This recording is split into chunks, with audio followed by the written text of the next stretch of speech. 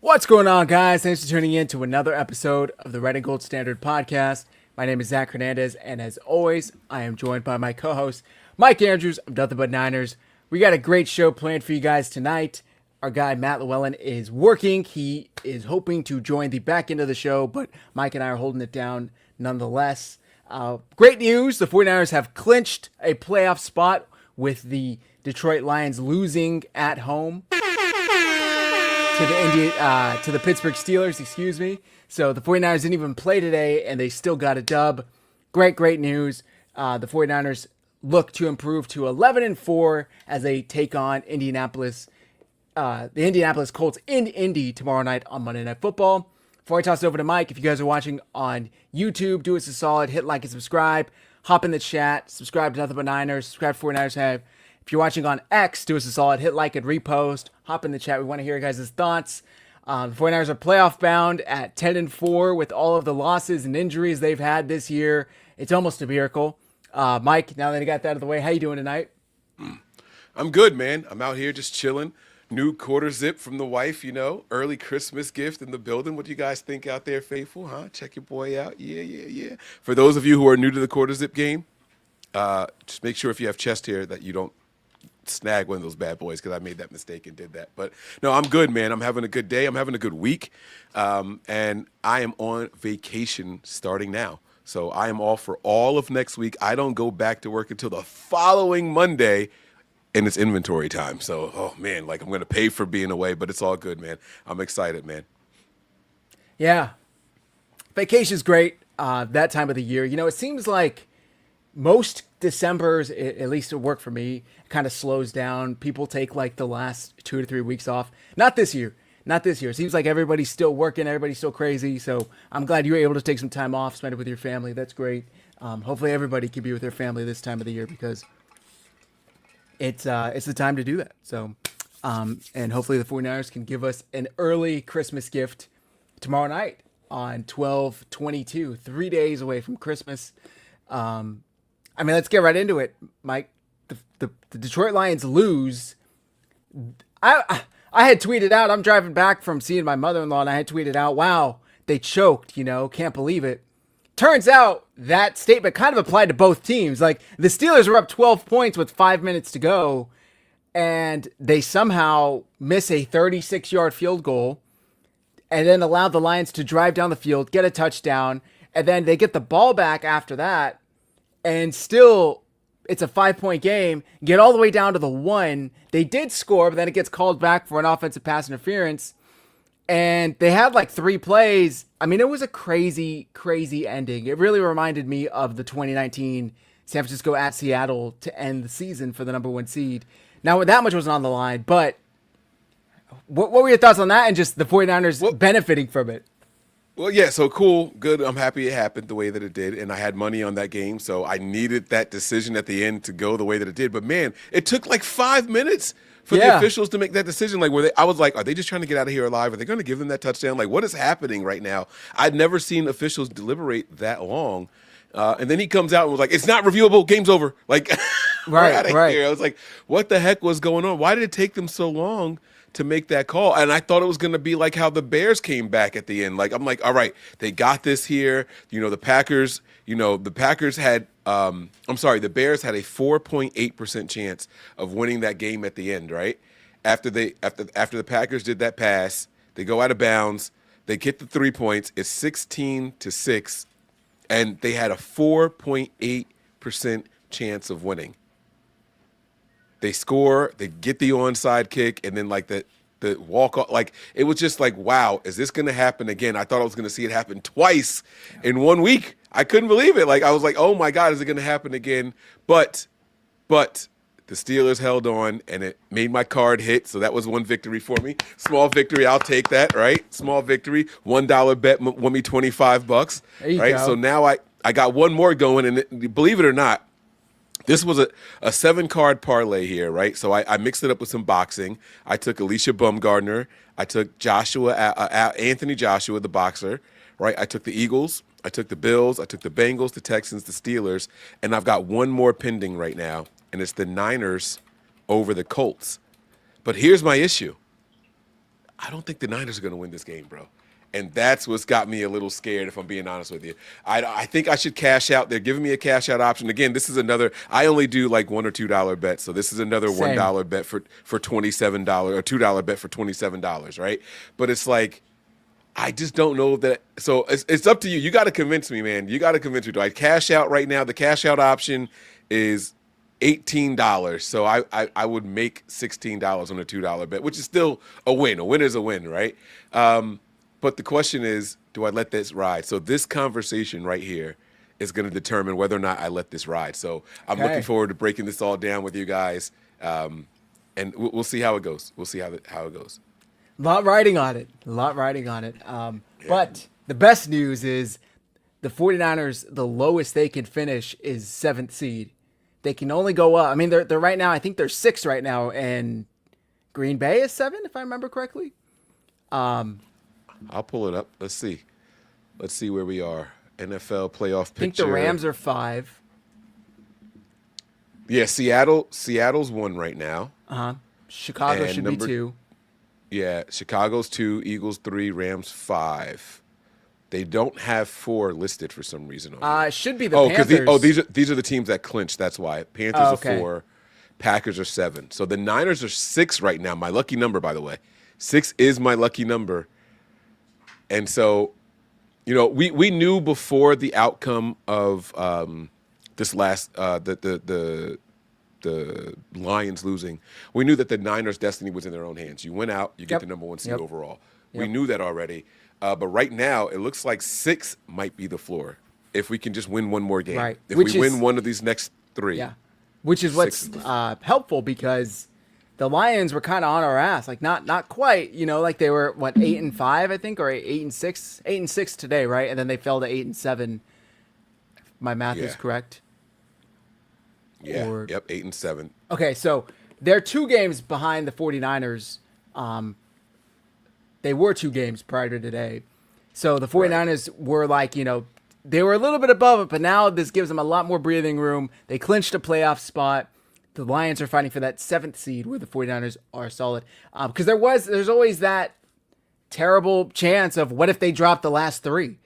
It's like these games maybe aren't as tough as they looked 2-3 weeks ago, but they're still tough. They're still very good teams. I mean, this Indy team just took Seattle to the last second last week. So it's a chance that the 49ers have their hands full. They have one of the best running backs in the league with Jonathan Taylor. Great defense. They got a former 49er, DeForest Buckner, making his return. He's going to be fired up, trying to prove to John Lynch and Kyle Shanahan, you made a mistake by letting me go. So we'll see. But the Bears, before we get into this game, let me ask you this. Did you watch the game last night, the Bears-Packers? Hell yeah. Are you kidding me? What an idiot Romeo Doubs was, by the way. But did that game make you view the Bears any differently? No. Soft as cheesecake. Soft as cheesecake. That's Matt is the one that thinks we're going to lose to the Bears.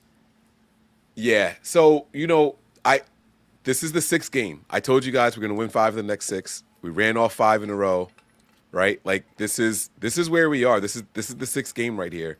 That is going to, and that's another reason, like my gut has been telling me we're going to win 5 of the next 6. We won the 5 already, bro. Like my gut has been 100% all season long. It's never happened like this before. It's never happened like this. And so I'm hoping that you guys can help sway my opinion, man. I know a lot of people are like, oh, the Bears are tougher than what we thought. I don't think that they are. Right? I mean, it took an onside kick to be successful in order for them to win that game. I mean, what are the odds of that in the NFL? Right? Like, I mean, it's like a 5% thing. It's not something that's normally happening. And so I don't think that we have to worry about a team like the Bears. Now, the question is our defense as good as some of these other teams, right? And that's kind of where we are. Like, it was Bears-Packers. It was a division game, so they normally play each other close, right? Is our defense as good as the Packers?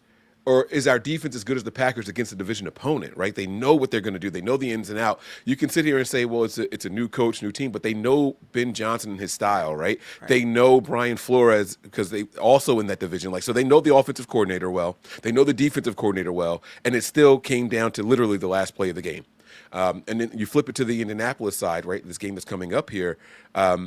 Is our defense as good as Seattle's defense, right?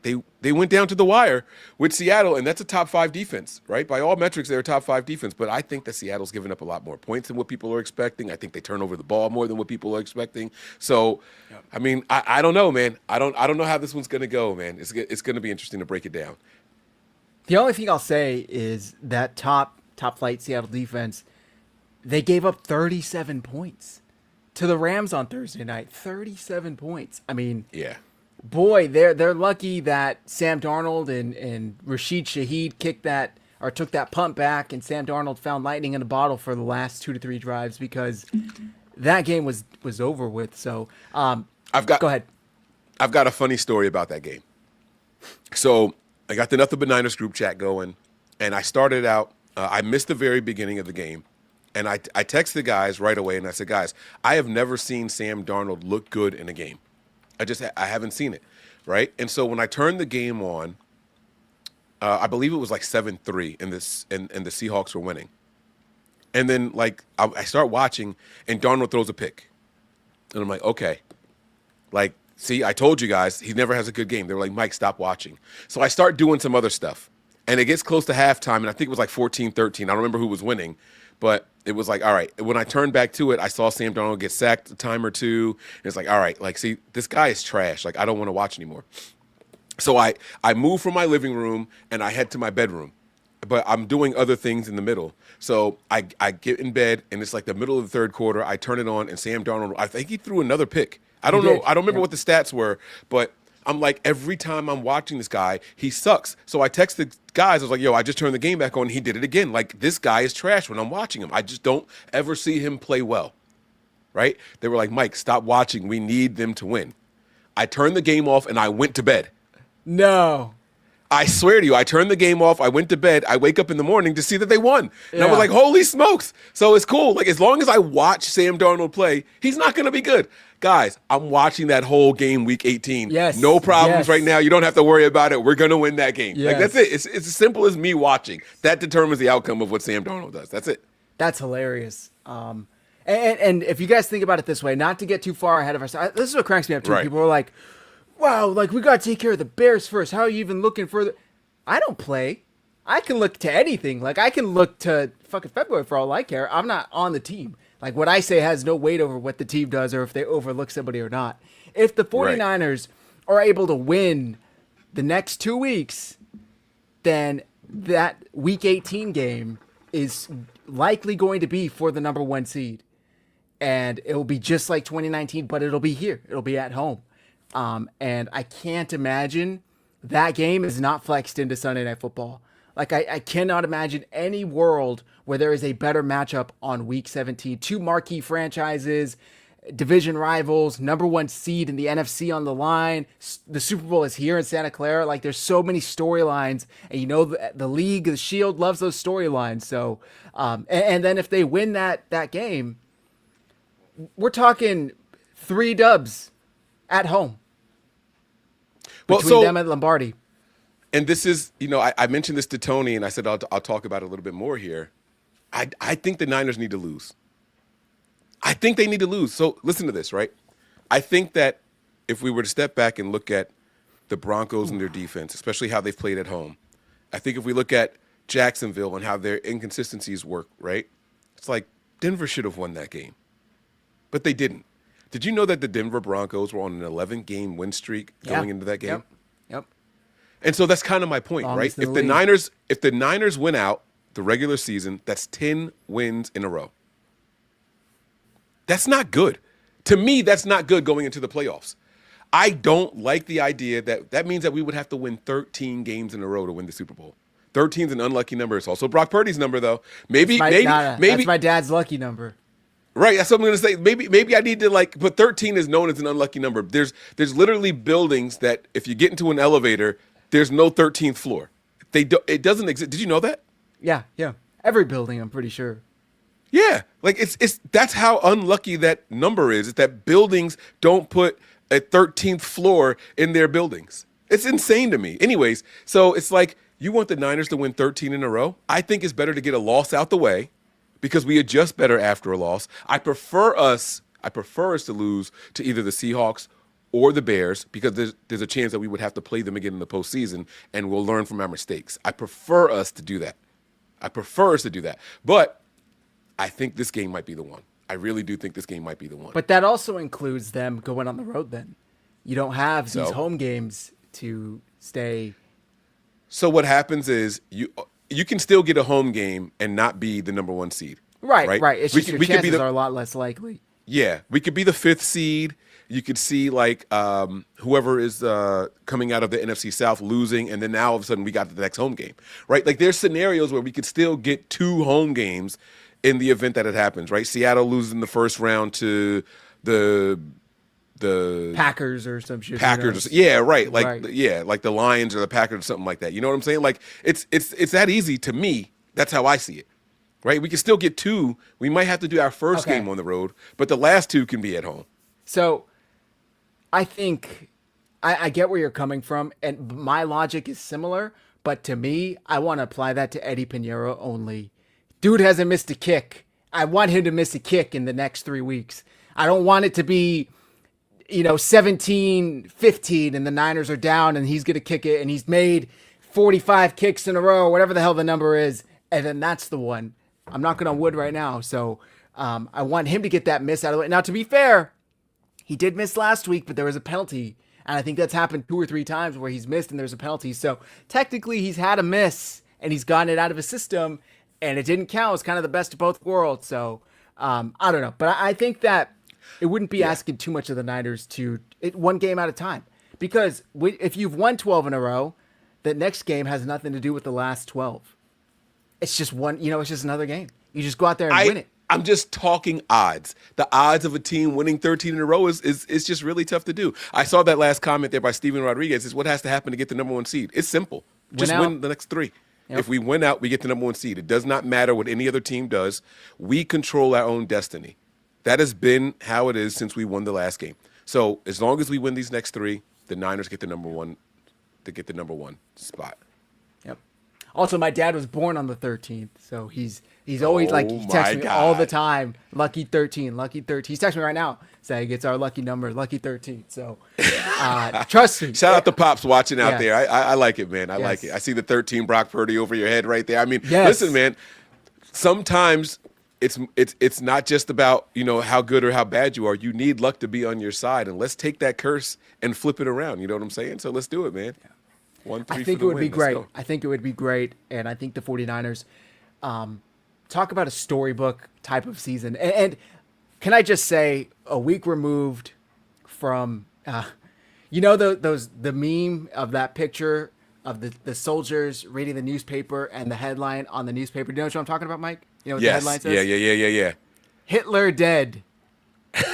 That's how I feel after last week. Now, it has nothing to do with the injury to Mahomes. Oh. But the Chiefs are out. The Chiefs are out of the playoffs.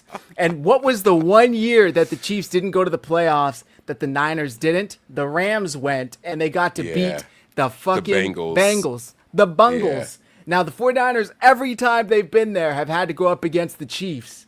Yeah. This is the year. Only losses. This is the year. There is no Chiefs coming out of the AFC. There barely is a team that separated themselves from the pack. You have the Broncos. They got whooped today by the Jags, which the 49ers, did they lose to them in week 4? Yes.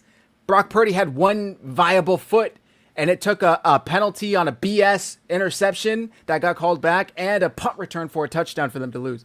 The Texans, sure, they have a fantastic defense, but I think if their offense is up against our healthy offense, I take the 49ers offense. So whoever's coming out of the AFC, I think the 49ers have a solid shot at. I don't want to face Josh Allen just because he's an alien, and I don't think that the 49ers' chances are good against him. But they just got to take care of business. And see, I even disagree with that.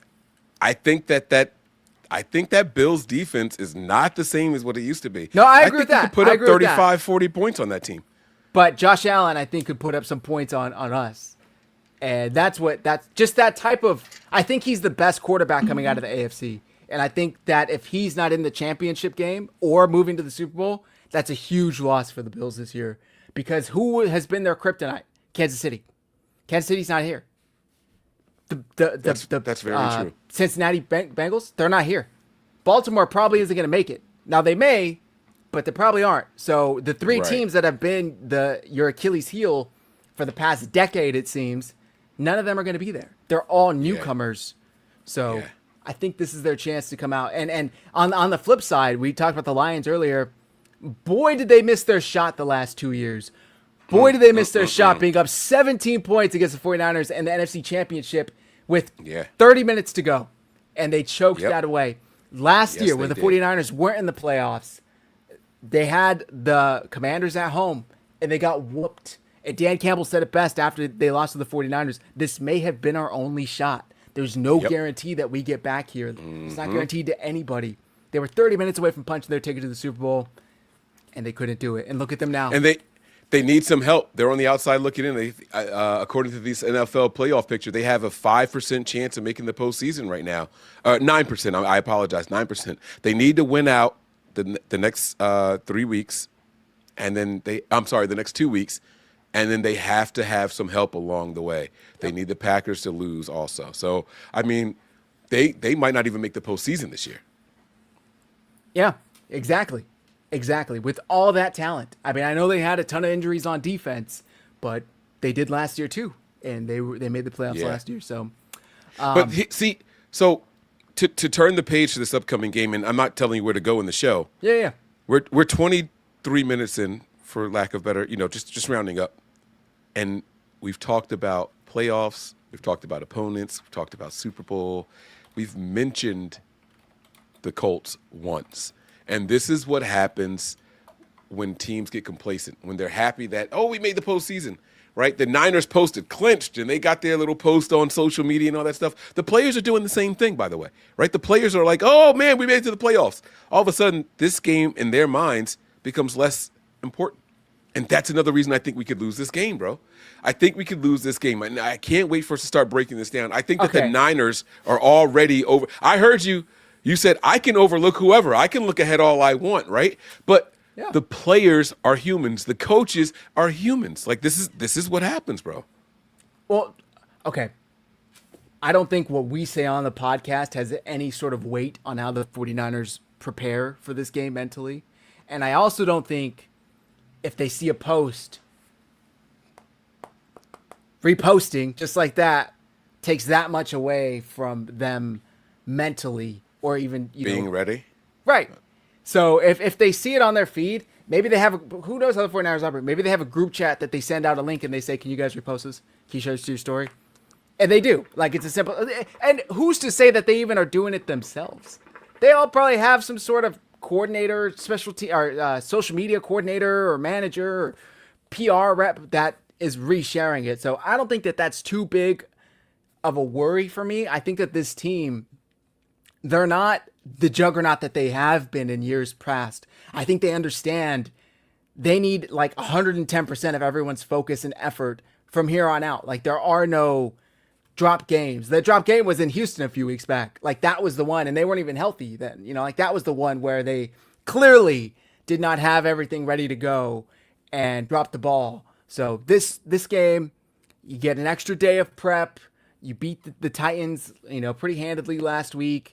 And it's a Monday Night Football. The thing that worries me the most is Purdy on Monday Night Football, because it's like a weird trend where he does not play his best on Monday nights.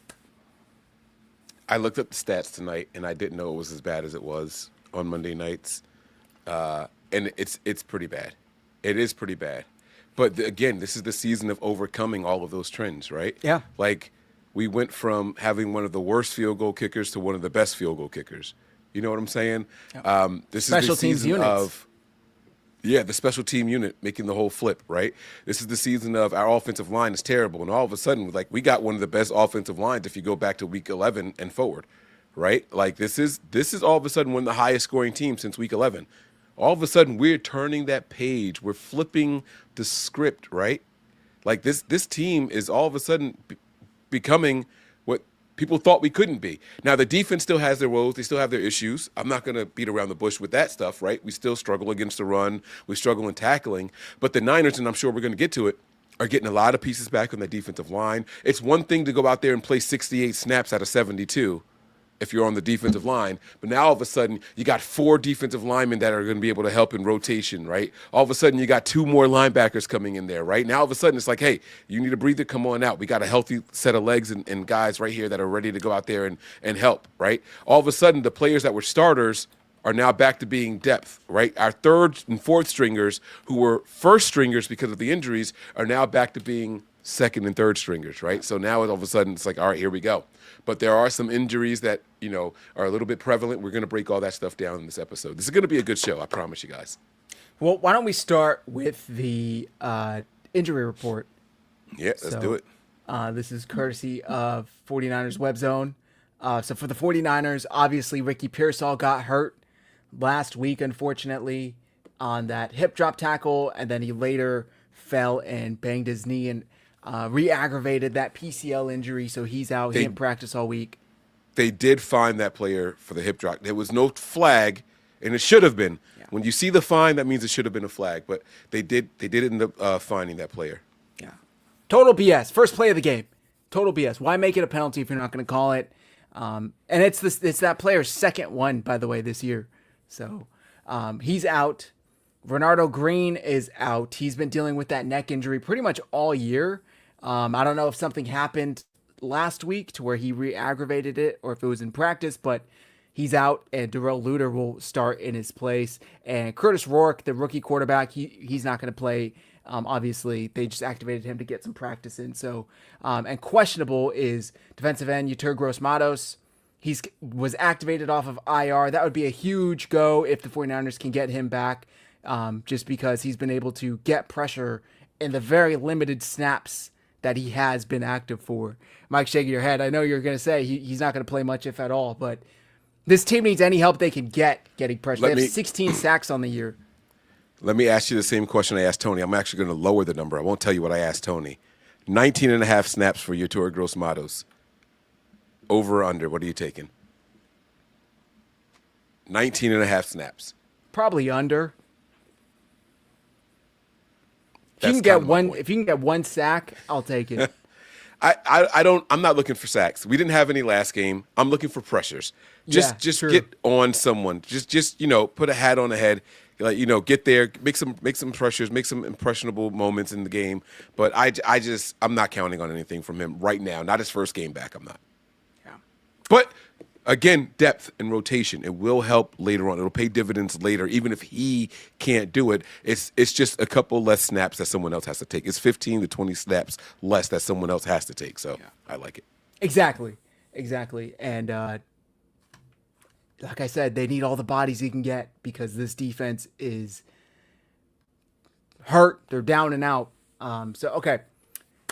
That means, though, there are 2 names that we don't see on here, and that they are Tatum Bethune, the linebacker, has returned. He's good to go. And Sam Okuwanu, the other defensive end, who is good to go. I think he had a high ankle sprain in Arizona, I want to say. That's the one that we need back right there. He was the team's leading sack guy before he got injured, right? Like, he's the one that we need. It went from Huff being the sack leader to Sam O being the sack leader, and now I don't even know who. I don't know. I think person with the most sacks is 4.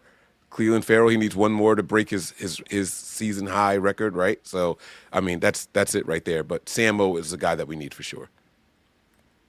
And I think that's a huge addition for the 49ers. because like you said, he had really been growing into his own. And anytime I think about this man, it really just makes me sad because imagine this team with a healthy Nick Bosa, a healthy Michael Williams, and you get Samo as a rotational guy, you get Bryce Huff, on the opposite end. I saw the vision, and you just look no further than the first 3 weeks. It looked good. So okay, now for the Colts have out Sauce Gardner with a calf injury, Anthony Gold with the foot injury, Anthony Richardson, the quarterback, still dealing with an eye injury, safety Daniel Scott. I believe they added a offensive lineman to this as well. Let me see, 49ers Colts. Yeah, so the other tackle was ruled out. I think it was earlier today. Yeah, Bernard Raymond. Yeah. Raymond. He was ruled out, the left tackle. He's here as questionable. So DeForest Buckner is returning per the Colts. He's been dealing with a neck injury. He was activated off IR. He's going to make his first return tomorrow night.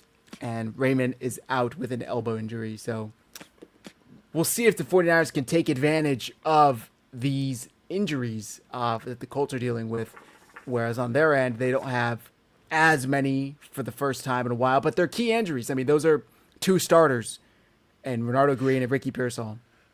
Yeah, so the Niners are going to be without – I don't know which side you want to start on, but no Pearsall. I know a lot of people are like, oh, Pearsall doesn't do a whole lot. Like, last game was his best game, blah, blah, blah. Yeah, so what? But, right, like, he's someone that you have to plan against. This 49ers wide receiving core, without him, I'm biting my nails here. I'm nervous now. You ever see the Tom and Jerry episodes where they're biting their nails and shooting all over the place? Like, that's how I'm feeling right now. What's your level of comfort with this 49ers wide receiving core? I mean, we're talking Juwan Jennings. I know a lot of people want to say Kendrick Bourne next, but is he even next up? Is it Juwan Jennings and then Demarcus Robinson, right? Is Juwan Jennings, Demarcus Robinson, and Sky Moore ahead of Kendrick Bourne on the depth chart now? Like, how does it look? It's weird. By the way, let me answer this real quick. Filthy Casual fan. Is Ward playing? Thought he was out in a concussion. Travaris Ward was placed on IR with his third concussion of the year. So tough to see. Hopefully he's doing all right. He's had a pretty tough go since going to Indy. This wide receiver core. I mean, you got Juwan Jennings, who's really kind of blossomed since Brock Purdy's returned. He was doing well with Mac Jones too, but the red zone threat. I think he has 6 touchdowns in 5 games since Brock Purdy's returned. So that's nice. It is confusing, questionable as to where Kendrick Bourne went in this offense and why he can barely get a target. He seems like he's become an afterthought for Brock Purdy for some reason when he was dealing, man. I mean, he had 2 weeks of 140 receiving yards back to back, and it was really impressive. And for some reason, when Brock Purdy came back in, I don't know if he never had that chemistry with him. Mac Jones played with Bourne in New England. They had their best season together. Maybe that's just it. I don't know. But there's been enough time in practice to where you would think that chemistry could have been developed. Jordan Watkins is still being, getting game days inactives, the rookie receiver. So I would have to guess if without Ricky, you got Juwan, Demarcus Robinson, KB, and then Sky Moore. I don't know if I'm forgetting any, but I think that's it. And did they activate Jacob Cowing's practice window? Do I remember seeing that correctly? Yeah, his practice window is now open for the Niners. Some people are talking about whether or not he's going to come back. It's undetermined, obviously, right? But, I mean, Watkins can't get in. Exactly. Watkins can't get in. We were talking about Turner, who was the special teams guy. Hold on. Is it Malik Turner, right? Am I saying the wrong name? Is he still on the? I don't. He's a practice squad guy, but he has a special teams role. I remember the name. Tony is saying that he thinks that there's a possibility he could be elevated for the practice squad. So on the practice squad, there's Javon Baker, who we just recently signed from the New England Patriots. Junior Bergen is also down there as well on the practice squad, and then Malik Turner. So those are the 3 wide receivers on the practice squad. Now on the actual active roster, the names that we didn't mention, I think we did say Sky Moore, right? I think we mentioned Sky Moore. Yeah. You got Jordan Watkins, who's on the active, Jawan Jennings, Kendrick Bourne, Ricky Pearsall, Demarcus Robinson. That's where it stops. So, and Kyle has made it abundantly clear, like, Watkins can't even get ahead of anybody else. Now, Watkins spoke to, I don't know if it was the San Francisco Chronicle. It was one of those subscription-based pages. And so I got a little hack. Never mind. I don't know if I should share that or not. But there's a way that you could go ahead and, like, fuck it, I'll tell you guys. I take screen grabs. Like, if you click the article before they ask you to pay or subscribe, like, boom, it's clear, and then you can take a screenshot, right? And then what you do again is you back out, you go back to it, you scroll down, take a screenshot. Like, so I read the article, and he's basically saying, like, yes, Kyle is telling me that I have to, like, you know, show that I'm better than the guys ahead of me on the depth chart, but I don't have that opportunity because I'm on practice squad and I'm emulating the opponents all the time. I never get to show what I can do in our version of this offense. So the kid's like, he's in a tough spot, and I feel for him. You know what I'm saying? It's like what? How do I show that I'm better than those guys in our offense if you never put me in our offense? I'm always in the scout team. So, you know, it's damned if you do, damned if you don't. He's not playing for the Niners this year, guys. Like that. That's what I've determined. He's not getting in there. Him or Jordan James can't stiff the field. By the way, speaking of rookies, Nick Martin was placed on IR due to the concussion. Which is really, you know, concerning to see. It's unfortunate.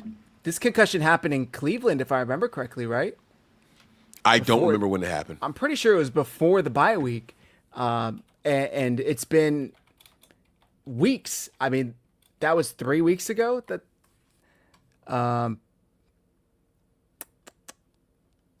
let's see. I'm pretty sure it was in Cleveland, but it's really unfortunate to see because they were finally getting him some action. He was looking good on special teams, but he's on the injured reserve list now, and he is eligible to come back for the playoffs if the 49ers can get him back for then. But he's going to miss at least, I think it's 4 weeks, right? That you have to miss if you go on IR. So we'll see. But just this draft class, man, Mykel Williams would have been the best to contribute. Unfortunately, he got hurt in New York. Upton Stout is still contributing. But outside of that, I mean, there really isn't. Nah, don't do that. Don't do that. CJ West is contributing. Okay, you're right. You're right. The two D line. I forgot about them. The two D linemen are doing very good. Doing very good. Everybody that they drafted, other than that, that's not true because it really is mainly Watkins and James. And Connor Martin. Colby might be up in this game, right? Like, because we don't know what's going on with Burford. He's like kind of questionable, although he wasn't listed. He wasn't on the injury report. He wasn't on the injury report, but there were people saying that, you know, it might be a rotation there going on. I don't know why that's like coming out right now, but they're saying like Connor Colby is a guy who's back in the mix now and all that. But, you know, I mean, I think that we look pretty good with Burford. I wouldn't mess with that. If he's healthy, you let him go out there and you let him play. You know what I'm saying? So, according to Matt Barrows, Tatum Bethune, Spencer Burford. We didn't talk about Jordan Elliott. Jordan Elliott is back too. Sam Okuwani, we're full go today, and this is Friday or Saturday. Yeah, this was yesterday. They're not going to be on the Monday injury report. D. Winters was added on Friday with the wrist issue, but he is a full go. He will also not be on the report. So that's good. That's good to see. We didn't talk about Jordan Elliott. He got hurt Siegel right before the game last week. Yeah. And Kevin Givens had to get a start in his place. Jordan Elliott is a big contributor to the middle of that defensive line. He's a big body. He's great against the run. He's much better against double teams, in my opinion, than Givens. So that's a big get back for the 49ers. Jay Ellie, Siegel's doing well on special teams. They threw him out there to start, and he's got some speed, but boy, was he raw, and he was getting picked on early in the year. So yeah, he was. Yeah. But apparently he's thriving on special teams. I mean, and that's something that we have to, like, the Niners special teams unit is getting better and better week after week. The Niners special team, I don't know which unit is improving more, right? The Niners offensive line week after week or the Niners special teams units. Like, those two little units are neck and neck to me as far as improvement goes. And I really like what I'm seeing from both of those teams, both of those units right now. The offensive line, man, I mean, damn, there's some fortitude being built right there, man. Trent Williams is rallying those guys, and he's becoming that leader. Once he takes the emotion out and stops trying to fight people when the Niners are down, he is a real leader. He's always a real leader. That's going to come out the wrong way. They're going to clip that up and spin that the wrong way. But when the Niners are down or when they're trailing or when someone's getting the best of them, he gets really emotional, wants to start pushing people and fighting people and all that shit. But that offensive line is really proving their point, and I love the eye that Brant Boyer has with this special teams unit, man. I mean, he is putting people in the right place, and they are making plays time and time again. So I'm all for it, man. I like it. Do you remember back in August when we sat here and did the show? We were like, get Sky Moore out of there. Like, let's get Junior Bergen returning kicks. Sky Moore isn't it. Boy, am I glad they stuck with him and they allowed him to kind of get more comfortable and get a feel for this special teams unit, because he's turned into the best returner in the league, and it really is good for the 49ers. Did you see last week? I don't know if we talked about this in the postgame show. They were trying to kick away from him, so they lined up Brian Robinson and Sky Moore right behind each other, and I think they still kicked it into the end zone or something like that. So they're trying to kick away from Sky Moore because that's how effective he is. Yeah, no touchdowns, by the way, but big returns. Should have 40 to 60 yards. Yeah. He runs out of gas right at the end or something like that. No, Christy says Mike hated. No, it's still there. It's still there a little bit, because I feel like he's also he's as likely to get a touchdown as he is to bobble a ball and turn it over. Like I just don't. It's just something that's not consistent enough for me when I'm watching him that makes me still nervous when he's back there. And I hate to be that guy. I really do. But I still I see what I see. You know what I'm saying? And it's just not 100%. But he has definitely You're right. He has definitely improved. More opportunities, more comfortability, and more consistency. So for sure. I mean, it seems like it's once a game now. He has a game-changing play on special teams. So correct. At least a 40+ yard return. It's really impressive what he's been able to do. I wish you could get that and put that in the offense, but for some reason it's only on kickoffs or punts. But I'll take it. I'll take it where you can get it, because this is a 3-facet game. And for too long has special teams been overlooked. So, all right, let's get into this game, Mike. Offensively, the Colts, their first game with Phillip Rivers last week, they moved the ball, I guess you could say. He was 18 for 27, 120 passing yards, 1 touchdown, 1 interception.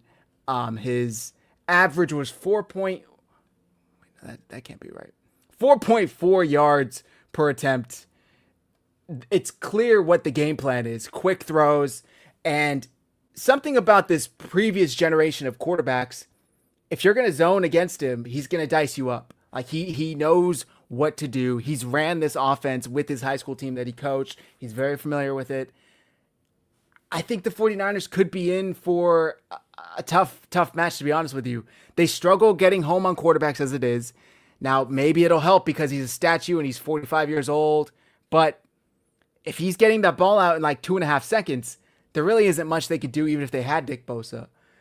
And Mike, correct me if I'm wrong, I think this defense plays zone way more often than they play man. We saw what happened last week when Saleh tried playing man and they got burnt by Tennessee, the worst offense in the league. So what kind of threat does Phillip Rivers in that passing game pose? And how concerned are you with the 49ers' defensive ability to stop it? Yeah, so I'm very concerned. And this is not just me trying to be right on my 5 of the next 6. This is game 6, by the way. So it's not just me trying to be right on my 5 of the next 6 prediction. What this is, you saw Phillip Rivers week 1. And we know that with more time, more practice, you actually went out there and did a game. Now it's all right, what can we learn from that and how can we improve? It's the improvements that I'm worried about, right? There weren't too many downfield ops for the Colts. I think that changes in this game. I think Phillip Rivers realizes I didn't have to get rid of that ball as quick. I could have waited another half a second to let something develop and maybe take a shot. And that's where I'm concerned. The Niners defense, if the Niners played the Colts last week, with it being his first game and as many underneath throws as he threw, I would say that the Niners are going to win this game without a problem. No problem at all. As bad as our safeties are in coverage, there was no need for them to drop back and run with anybody based off what we saw last week, right? It wasn't until they got desperate he started heaving some down the field, right? It wasn't until they absolutely needed to do it. That's not what their game plan was.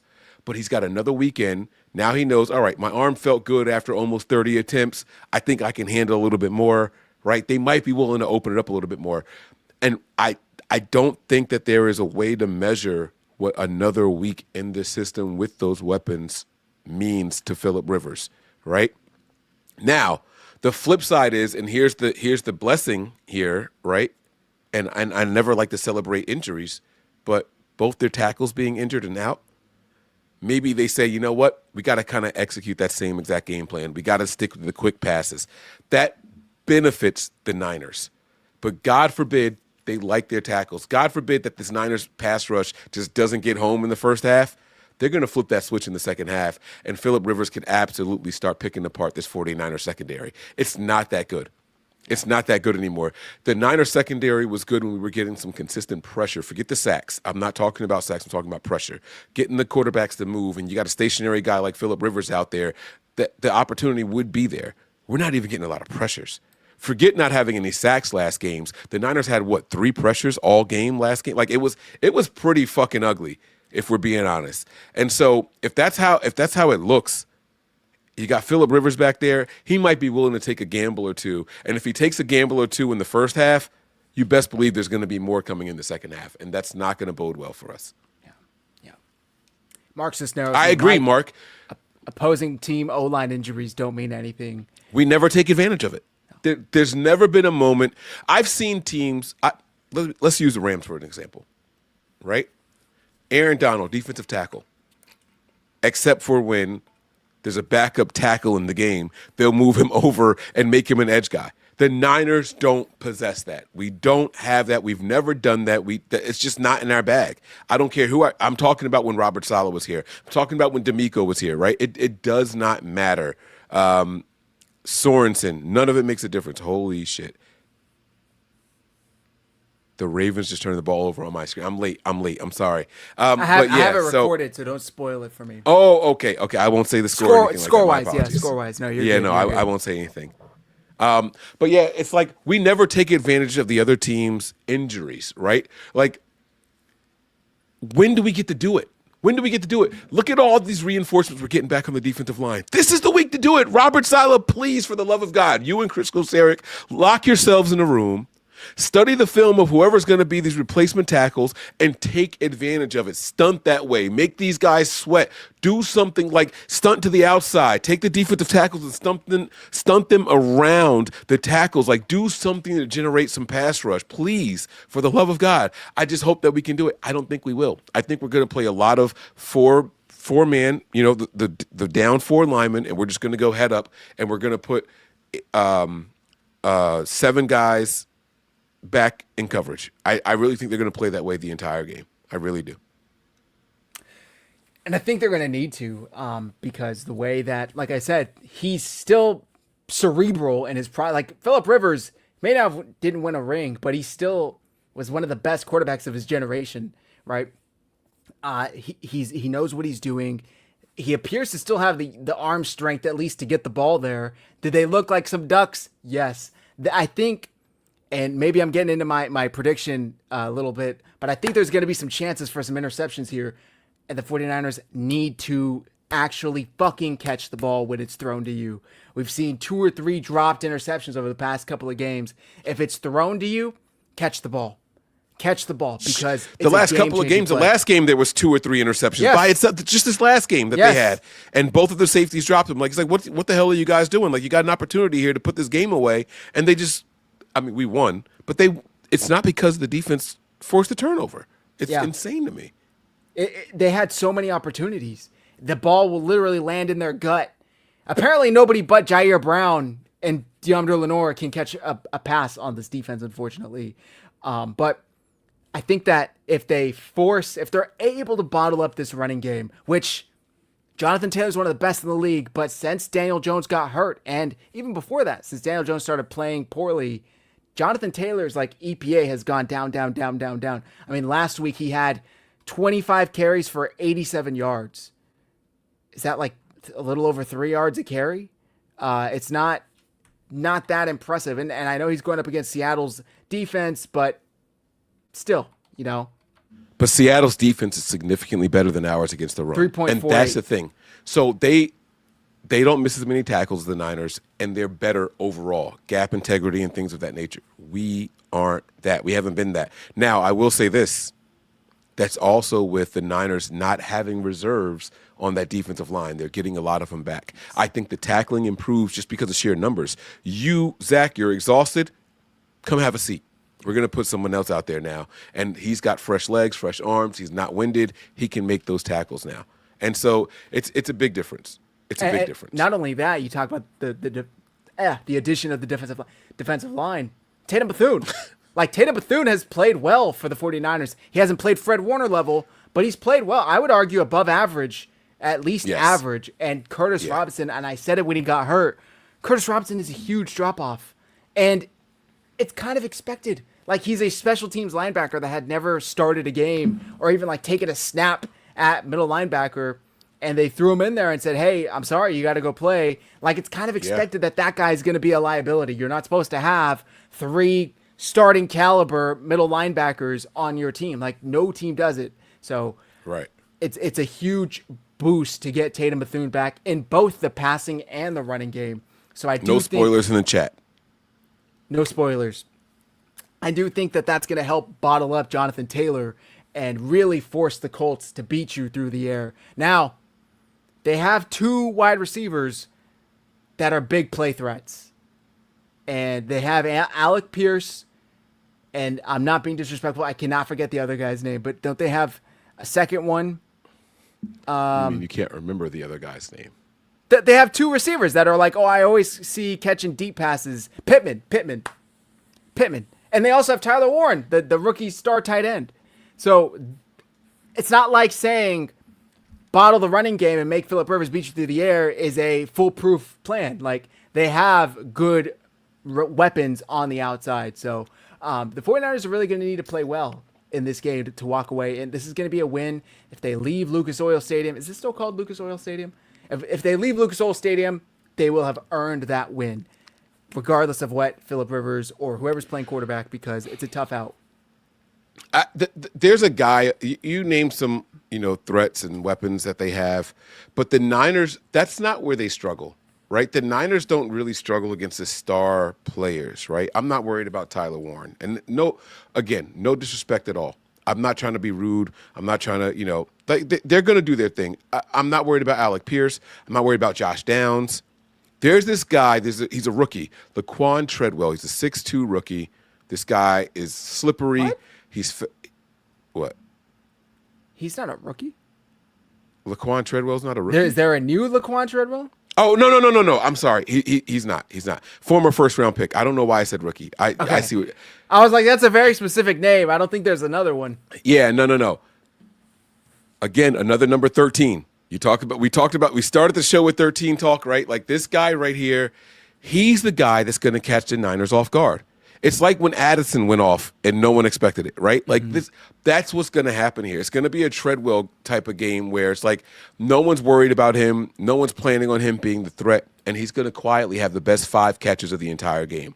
He's going to have 4 of them that are going to convert first downs and 1 for a touchdown, right? It's going to be quiet as shit.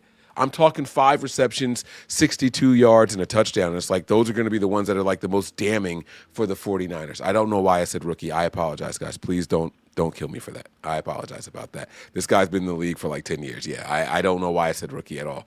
But he's the one that I'm kind of worried about. It's not these big names. The Niners know how to plan for the big name players. They know how to plan to eliminate a guy like Tyler Warren. They know how to take away a Pittman, right? They're well aware of that. It's the forgotten guys, and that's what we don't do well on the backside. It has to be our stars, or does it? Maybe I'm wrong when I assess the 49ers, right? Who knew Kendrick Bourne was going to be the guy when he went off in those 2 games? Maybe the Niners are doing it. Right? So who's the name that you aren't worried about that's going to be the guy that's the threat? That's where I'm thinking here. And we just got to play good, sound football all around. We can't just overlook anybody. There's no reason for us to overlook and be like, that guy's not a threat. We can play him soft. No. Play Right. everybody just as aggressive all the way across the ball. And you talked about a 10-year vet. 49ers got one on their own on the flip side. Eric Kendricks signed last week. Welcome back, or baby. 2 weeks ago. Had the tight calf, but he's good to go. And he may play tomorrow night. I think this is going to be a big addition for the 49ers. It's about as good of a linebacker that you could sign off the street at this point in the season. That's my take. I don't know if you'd find anybody more capable out there than Eric Kendricks. Very capable starter. Played well last year in Dallas, in my opinion, well enough. So, is he better than Fred Warner? No. Is he as good as Tatum Bethune? Who knows? But I can definitely tell you he's better than Curtis Robinson immediately. So, I think that's going to be a nice plus for the Niners. I don't know that he's better than him, man. Listen, Than Curtis he's got Robinson? a ton. Yeah, hear me out. I know it sounds crazy. I know it sounds blasphemous, right? He's got a ton of tackles in his last couple of years playing because he's the guy that's been targeted. Like, he's the guy that they're running at and running towards and throwing at and throwing towards. I don't know how it's going to play out. I don't know, and I don't. That's Curtis Robinson, but he doesn't even make the tackle. So I will at least take the tackles because Curtis Robinson is getting targeted over and over again. He's not even in position to make the tackle. And now you're cooking. Now you're cooking. Now I like what you're saying. At least Kendricks could make the stop after giving up the 10-yard completion. I'd rather you do that than it turn into a 25, 30-yard completion because now everybody's chasing this this tight end or something. So I don't know. I'm not counting on him to be the next Patrick Willis, Navarro Bowman tandem. But like I said, at this point in the season, I think it's as good of an addition that you can get off the street as there is. And Mark Cisneros, he had a verbal agreement to sign here last year. And then when he found out that Mike Zimmer, his former DC, when he was with Minnesota, was signing in Dallas, he kind of backed out of the agreement and went to go play with Dallas for his old DC. So we got a super chat from our guy, Sean. Thank you very much, Sean. Guys, our defense is sus at best. At best. Saleh is great, except he plays soft Seattle D all the time. Oh, yeah, but he's great. Shit, and we can't run.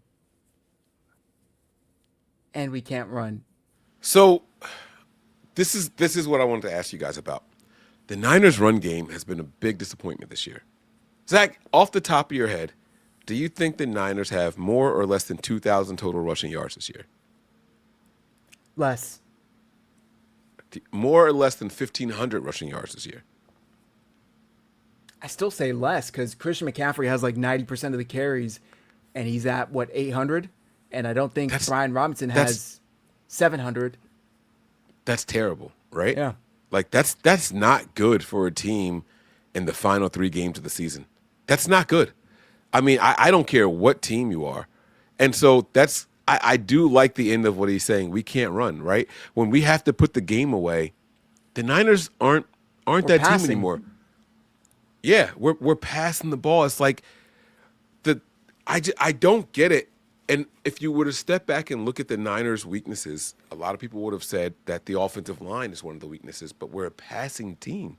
We're more of a passing team right now, and I don't quite understand it. Is it because it's Brock Purdy's 4th year in the system, right? Shanahan's never had a guy be his starting quarterback this many years in a row. No matter where Shanahan has been, you could pick the team, pick the spot. He's never had a guy that has been the guy under center for this many consecutive seasons. It's the first time we're seeing it. And I'm not disappointed in the productivity we're getting right now, right? You go back and look at the scores the Niners are putting up right now. Other than that Panthers game where we only put up 20, that was 4 turnovers in that game. Even if you just settle for field goals in that game, that's 32 points instead of those 4 turnovers. Just count them all as field goals instead of turnovers. That's 32 points in that game. The Niners are on a tear. We got a couple 40-point games. We got a 37-point game, right? Like 26-point game. The Niners are actually doing good when it comes to scoring with Brock Purdy. So I think that the identity of this offense has kind of changed, and people are so focused on stopping the run, and they're doing it successfully, that it's leaving them susceptible to the passing attack. But now all of a sudden, there's no Brandon Ayuk. Now all of a sudden, there's no Debo. Now all of a sudden, there's no Ricky Pearsall, right? Is that passing game still the same threat that it is when you have those names here right? Or is it just the CMC game? Is it just the CMC game? So, Like, sorry, you done? I don't want to cut you off. yeah, no, I'm done. Good. I really wish they would use Brian Robinson more in the running game because I actually do think he at this stage he's a better pure running back than Christian McCaffrey is. Christian McCaffrey is a better weapon, right? And you could do so much more with him. And I think he's so smart and I think he understands the game so well. It's hard to take him off the field. But there's no rule that says you can't have them both out there at the same time. There's no rule that says you can't line them both up in the backfield and motion Christian McCaffrey out into the slot or up top and leave Brian Robinson in the backfield. I wish they would use him more because every time I see Brian Robinson, he's effective. He's effective. I think he's averaging 5 yards a carry on the season. And for some reason, he gets 8 carries a game, if that. So, I don't know. When have they had a back this effective that they just don't use? I know Kyle Shanahan likes to get in his stints, but since he's got McCaffrey, everybody else... I mean, Isaac Guerrero was starting a lot of games last year. He's not even active. If he is active, he's only on special teams. They drafted a running back in the 4th round, if I remember, 4th, 5th round. He hasn't been active once. Like, he only uses McCaffrey, and then when McCaffrey needs a break, then he gets Brian Robinson in. I wish he would use him more because I think that would open up this running game a lot more if they did. The 49ers have 1,400 rushing yards on the season. Damn. 1,400 rushing yards on the season, but the 49ers have a total of 3,593 passing yards on the season. I don't know that it's been that big of a margin, or I don't know what you want to call it. Like disparity. But yeah, like that gap is 1,100 plus yards. Like it's closer to 1,200 yards than it is 1,100 yards. I don't know the last time I've seen that here. It's almost like the run game is an afterthought. Mm-hmm. And you talk about how Brian Robinson is carrying it and things of that nature, right? It's like Brian Robinson, you're absolutely right. He's at 4.3 yards a carry, right?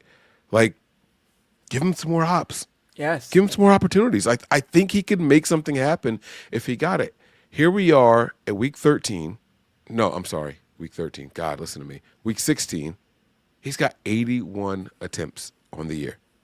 That's it. Christian McCaffrey is averaging 3.6. Robinson's averaging 4.3. Neither of them have a long over 20 yards. Neither of them. One's got 19, one's got 20. That's it. Our longest rush of the entire season came from Brock Purdy, and it was 26 yards. You said Robinson has 81 carries?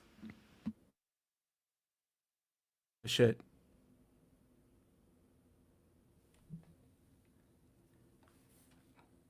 Uh-oh.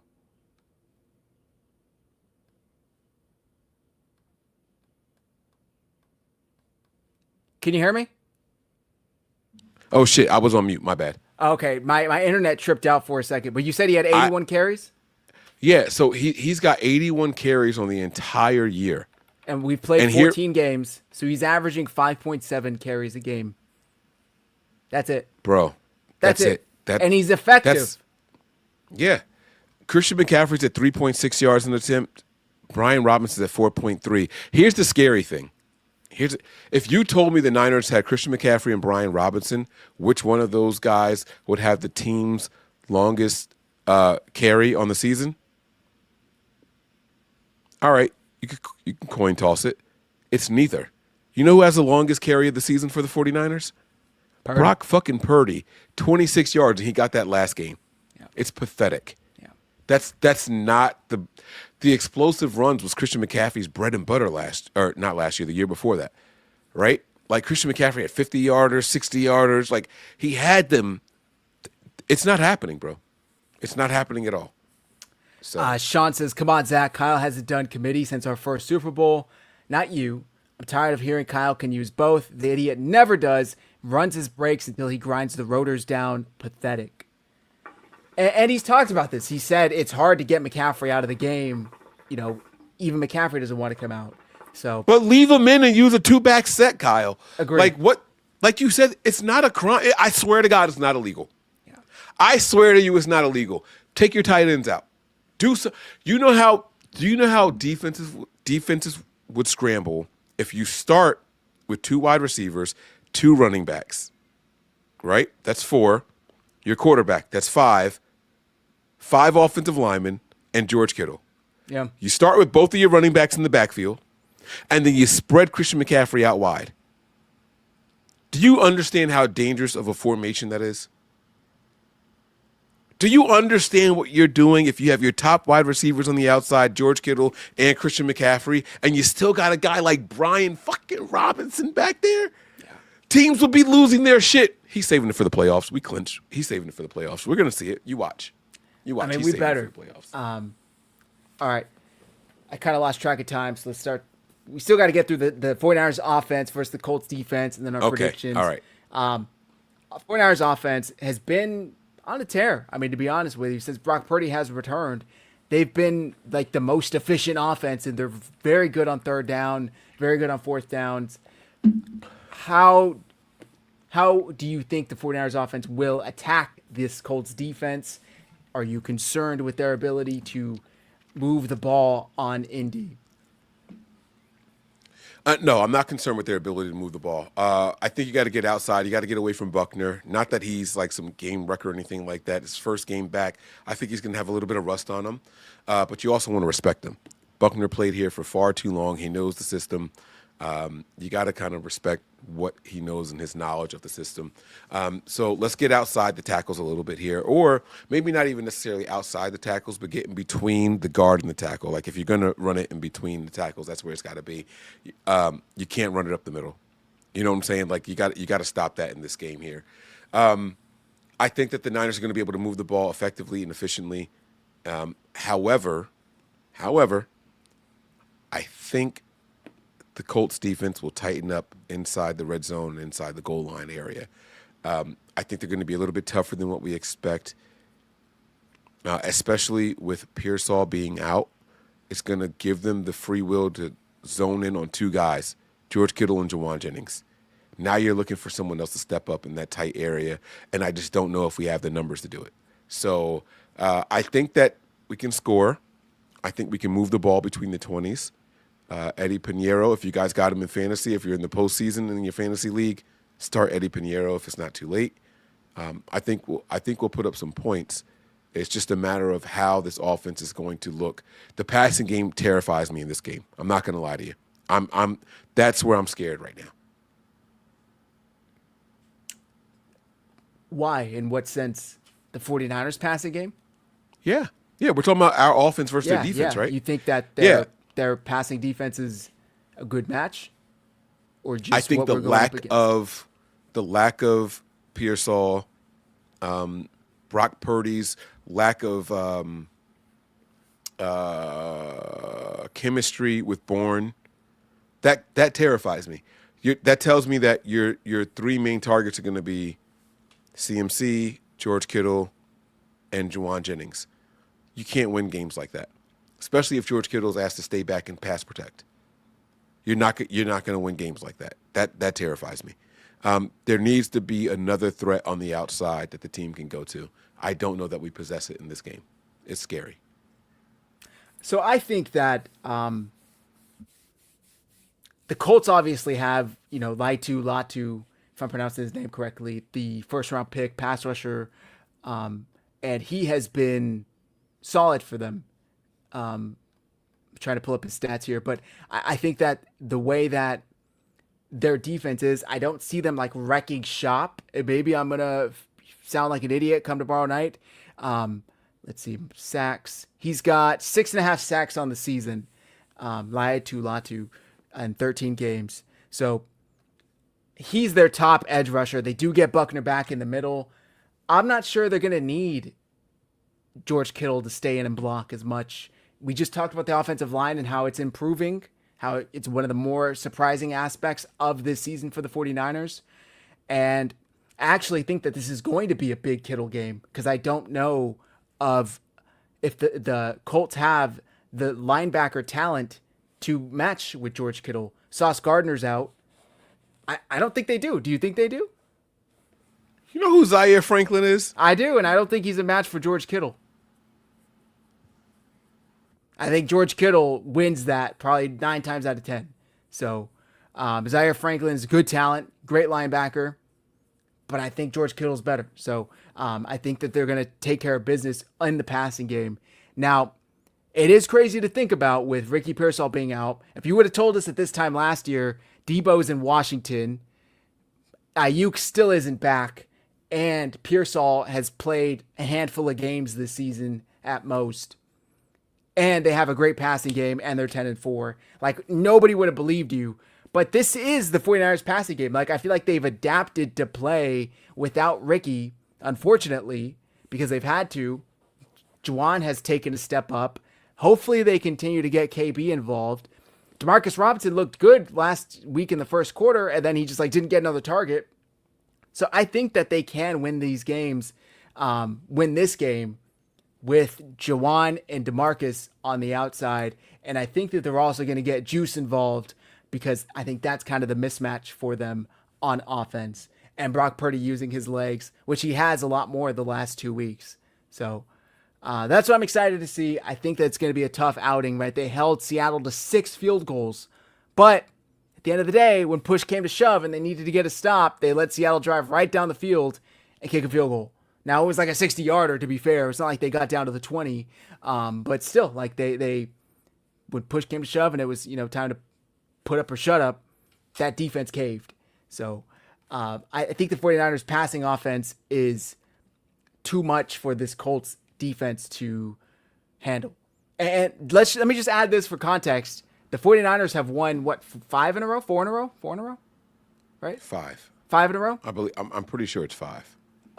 The Colts have lost after starting 8-2.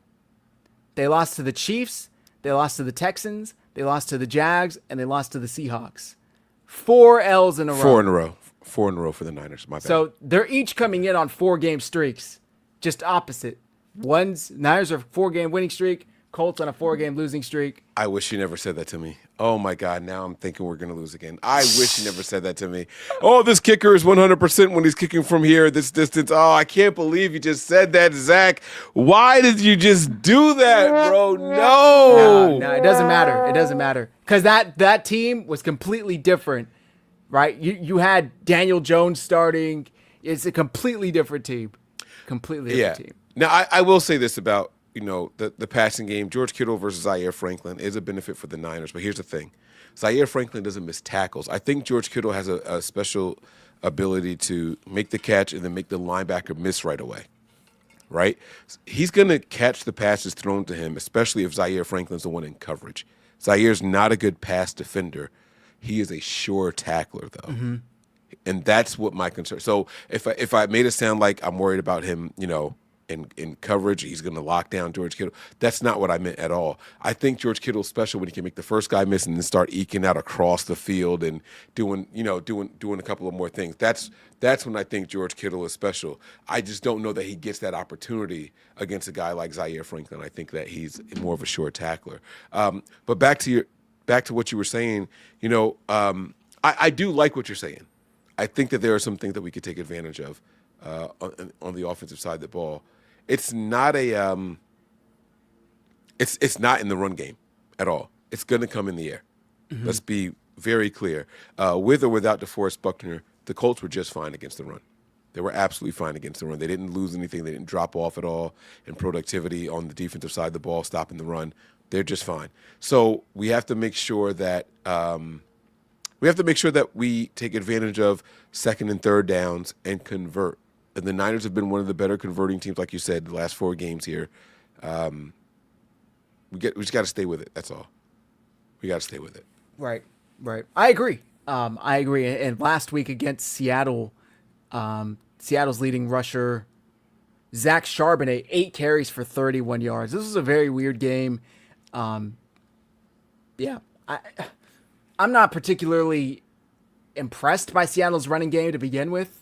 They seem to be in love with Charbonnet for some reason when I think Kenneth Walker's the better back. But regardless, I don't think that that is something to write home about if you bottle up that running game. So we'll see. I think the reason Seattle didn't run the ball a whole bunch is because the game was relatively close, mm-hmm. and their run defense is the strength. So in a close game, you want to attack the weakness. You can pass the ball. You can pass the ball in this Colts defense, and I think that's what they did. How many pass attempts did Darnold have against him? Because 36. That's really right, and you don't want Sam Darnold throwing the ball almost 40 times in the game. No one does. I don't care how much you like Sam Darnold. I don't care if you were a big Sam Darnold fan when he was coming out of college. You don't want that guy passing the ball almost 40 times in the NFL. Never. If he does that 3 times, he's going to turn it over. Like, you don't want that. So that's just where it is. And they chose that option. They did that by design. So, and they still got the win. So, yeah, you can definitely pass the ball. And I think that our offensive scheme is better in the pass game than what Seattle's is. So that's a good. Yeah. That's a sign for us. That's a step in the right direction. So plus Niners in the pass game. Yep. Filthy casuals. Seattle got 171 rushing yards on the Rams. I think that says more about the Rams than Seattle, to be honest with you. The Rams, I don't think they have a strong running defense. Well, so if you get past the defensive line, you're good. Yeah. That defensive line is good. Let me be very clear. You try running up the middle on that defensive line, they know how to shove two offensive linemen into each other and jam that hole, Pauls. But if you get past that defensive line, that secondary, you can run on that secondary. They don't like to tackle. They're soft back there. They're not physical. You can run those guys over. You can make them miss tackles. So that's what that's all about. All right, let's get into our predictions. I got to wrap up here, have some dinner. Defensive MVP prediction, Mike. There was one topic that we're not going to get to, unfortunately, because I did want to get to it. You don't want to do it? Nah, I'm not going to have time. We'll save it for tomorrow. If we're going live tomorrow, I don't know. I want to go live tomorrow. Are we going to do it? Maybe I was planning on going live, live, but if we could do it, okay, yeah, all right, I'm with that. I like that. Okay, all right. All right, my defensive MVP. I'm going to go with Tatum Bethune making his return. I hope I'm not taking yours. I hope I'm not taking yours. This is going to be a huge game for the linebacker position, man. Jonathan Taylor's going to go out there. He's going to try to do his thing. I'm not going to lie to you guys. I think that's going to be their bread and butter in this game. While I started the entire show saying that we're going to get Phillip Rivers and an aspect of the game that we didn't see last week, that's going to be more experimental to see if they can hold on and grasp a playoff shot, right? Like that's what they're hoping for. They have to see how he develops, but it's not going to be their bread and butter. Right, I don't want the Niners to be susceptible to those pass attacks, but they know who the best player is on their offense, and that's where it starts and that's where it finishes. I got Tatum Bethune leading the team with tackles. I'm going to say something crazy: 12 tackles for Tatum Bethune with 1 forced fumble. He's going to be my defensive player of the game. Hey, there you go. I love that. I am going to go, and this may be even crazier, with Bryce Huff. I think Bryce Huff, with the addition, the return of Sam Okuwanu, Gross Matos, if he plays, that speed is like the kryptonite for Phillip Rivers. So I think even though the game plan is clearly going to be to get the ball out quickly, I think at least twice Bryce Huff is going to get home on Phillip Rivers. And I think he's going to have 2 sacks tomorrow night because that speed is deadly. And the Colts have 2 backup tackles in. I think they could take advantage. So it's a lot to ask of Bryce Huff. He hasn't been able to really get back to shape after the early season success. But I think with the return of Sam Okuwanu, Yetur Gross-Matos, give me Bryce Huff 2 sacks. Offensive prediction, Mike. Oh, go ahead. I was just going to say, I like that. I like that a lot. That was a really good prediction. I like that. Thank you. And what I like more about it was it wasn't like some crazy, he's going to have 4 sacks in this game against Phillip Rivers, who's a statue, right? It was like, give me 2 sacks, but a lot of pressures, consistent pressure. Like, I like that. Yeah. That's good. Offensive player of the game for me, who do I think you're going to say? All right, I think you're going to say him. I am going to go with Kendrick Bourne. I'm going to go with Kendrick Bourne. I talked about how George Kittle is probably going to get a lot of targets. Talked about how with no Ricky Pearsall, they're probably going to lean towards Juwan Jennings in the passing game. And obviously there's Christian McCaffrey. I highlighted somebody on their offense because no one else is talking about the 10-year veteran. Not that Kendrick Bourne's been in the league for 10 years, but it's got to be the forgotten guy. I said that. When do we get a chance to do that? Last time Kendrick Bourne was a forgotten guy, he did it not once but twice in a row, 140-plus yards. It's time for him to come back. Not only is he going to earn his bonus, he's going to earn it with a bullet. I got Kendrick Bourne with 7 catches, 102 yards, and a touchdown in this game. It's going to be Kendrick Bourne time, not Jawan Jennings. They're going to take Jennings away, guys. I'm sorry. Let's go. Sean, member for 16 months. The Steel Curtain, the Legion of Boom, and Levi's Doormat. Come clean your cleats on our D. Any really not being negative. I remember Mike won the Super Bowl. That D was horrible, then ran the table. Not us. He's talking about Mike Shanahan. I think. I hope that's what he's talking, because I don't know. Otherwise, I don't know what he's talking about. But listen, Sean, the truth of the matter is this, right? The playoffs haven't gotten here. There is no dominant juggernaut in the NFC or the AFC. Yeah. If there's ever a season to say, why not us? It's this season. There's no team heading into the postseason that is as battle-tested, as depth-tested as the 49ers are. And I get it, right? I get it. You have every single reason to be cynical. You have every reason to be pessimistic when it comes to this 49ers team, but they just keep finding ways to win. They keep finding ways to improve. We are trending in the right direction. People can sit here and try to blame it on the schedule. They can try to chalk it up to whatever they want to chalk it up to. The Niners are getting better game after game. I was the guy in that Panthers game saying bench Brock Purdy. I was done with Brock Purdy. Bro, I have eaten 3 13-size sneakers since then. My foot has been in my mouth the entire time since that moment. Brock Purdy has not only bounced back, he has answered the bell and shown why he is the starter here and not a guy like Mac Jones. This is the season of overcoming. This is the season of 13, man. Unlucky number. That's right. Like, let's do it, man. Let's run it up. That's right. Mac Jones, by the way, the offense was scoring 22 points a game. With Purdy, it's up to 27. So come on, bro. Clear difference. Come on, bro. Let's go. Offensive player for me. This is tough. I actually wasn't sure between two, but I talked about him earlier. I got to go with Kittle. I knew it. That's who I had for you. Kittle's going to have 6 receptions for 125 yards and 2 touchdowns. I think he's going to go That's 20 yards of reception, bro. That's right. I think he's going to go go off. And 2 tutties. And 2 tutties. Think of the Colts. You think of Pat McAfee. You think of the boys. I think that's George Kittle's vibe. I think he's going to just return that. It's where he got his first career touchdown in Lucas Oil Stadium. So he's returning there. Monday Night Football, lights are bright. I think Kittle is going to be the X factor for the 49ers tomorrow night. And he's going to take advantage and really prove that he's the best tight end in the league when you have an up-and-coming one on the other side, Tyler Warren. So give me Kittle, 6 for 125, 2 TDs.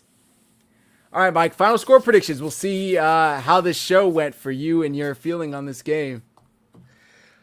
All right, guys, I'm going to take the Colts to win it. Let me just go ahead and say that right now. I got the Colts winning this game.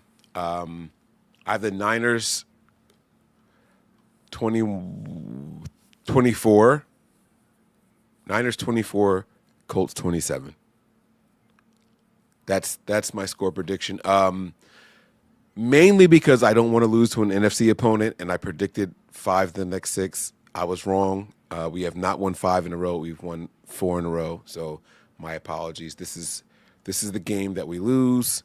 And to me, we locked up the playoff spot. I'm going to blame it on the team being happy and excited and overlooking the Colts after we won the division. We already got our T-shirts and blah, blah, blah, blah, blah. So I'm going to blame it on all those negative things. And Phillip Rivers just surprises us. He's got a couple of extra wrinkles in this game. Yeah, that's where I'm going. 24-27. 24-20. You think, wow, defense is going to give up 27 points to the Colts, to the Phillip Rivers-led Colts. Okay. And Jonathan Taylor. Please don't ignore Jonathan Taylor. And Jonathan Taylor. Okay. I got the Niners winning this one. I got the Niners winning this game. And I think it's going to be a little close. I have Niners 27, Colts 23. So I think the Colts cover because the Niners are favored by 5.5. But I think the Niners still take care of business on the road. Bright lights. I think Purdy redeems himself on Monday Night Football. Knocking on wood just in case, but I think he takes care of business. By the way, he still took care of business last Monday night against the Panthers. Second half was good. First half wasn't. So they still took care of business and still got the win. That's all that matters. So I just want to say this. That is not a gut feeling. Okay, that's even better. My gut is 100% on the year. That is not a gut feeling. That was all mental. That is me convincing myself it is time to lose. I don't want us to win out. I started the show with all that information, so that is not a gut feeling. I'm not going to tell you guys what my gut feels until we are live tomorrow with Zach. If Zach's not on the show, I'm not telling you guys what my gut says. If we're not doing a show together, I'm not telling you guys. So all right. You guys put the pressure on Zach. Put the comments in there. All right, he said, I'm reporting you. That's fine. Report me. But I'll tell you guys what my gut feels, which has been 100% all year long for every single game. That's all I'm saying. Okay. All right, well, that's going to do it for tonight's show, guys. It is Christmas week, so thank you guys for tuning in. Short week. Hopefully you guys go take care of business. We got another super chat from our guy, Sean. What do you think about iPuke's reckless driving? Sean, thank you for the contribution. Unfortunately, we got to wrap up. That was a topic for tonight. We didn't get to it, but we will get to it tomorrow night. I promise you. So come back, and I guarantee we'll cover it because it's very serious. Yeah. I think we do need to talk We'll about actually it. start the show with that. We'll start the show with it. Yeah. Mike, please let the folks know where to find premium 49ers content. I'm sure they already Come on, know. baby. Let's go. Please We're going to be there live tomorrow night. I know you guys got the ESPN, Disney Plus, blah, blah, blah, blah, blah, but you guys, listen. They cost a lot more than what we do. Come on over to patreon.com/NB9ERS and subscribe, guys. You get the game, HD, full screen experience, and you get my commentary. All right. Sometimes I'm joined by NY to the Bay. Sometimes I'm joined by Tony. Sometimes it's both of them. Right. Hell, maybe I'll even send Zach the link and all of us will be in there at the same time. All right. But come on down, patreon.com/NB9ERS. Come on by, subscribe, $5 tier and higher. Or just buy the game. Just buy the game. That's all it's going to take, okay? We'll see you guys there. We're going to have a pregame show tomorrow. We're going to go live with Zach and those guys. We got a lot of stuff in store for you before the game even starts, so make sure you guys are subscribed, all right? Nothing But Niners on YouTube. And for those of you who are already on Nothing But Niners on YouTube, head on over and show some love to my guys on 49ers Hive. They do a lot of hard work, good work over there throughout the week. 49ers Hive on YouTube. Subscribe over there as well. Appreciate it. That's going to do it for tonight's show, guys. Thank you very much for tuning in. Have a great night. Have a great week. Christmas is here. The 49ers clinched a playoff spot. Christmas came early for us this year. So, Mike, do me a favor. Carry us out. Yeah, man, listen, I know that Matt wasn't here to spread his normal Christmas cheer. Is Matt the Scrooge of the group? Is he like the Bahumba guy? I guess so, I don't yeah. know.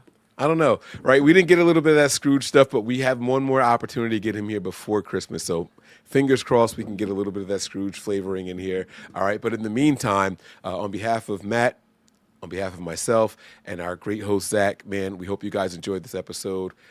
Stay faithful. Let's get ready to rock out. And as always, go Niners.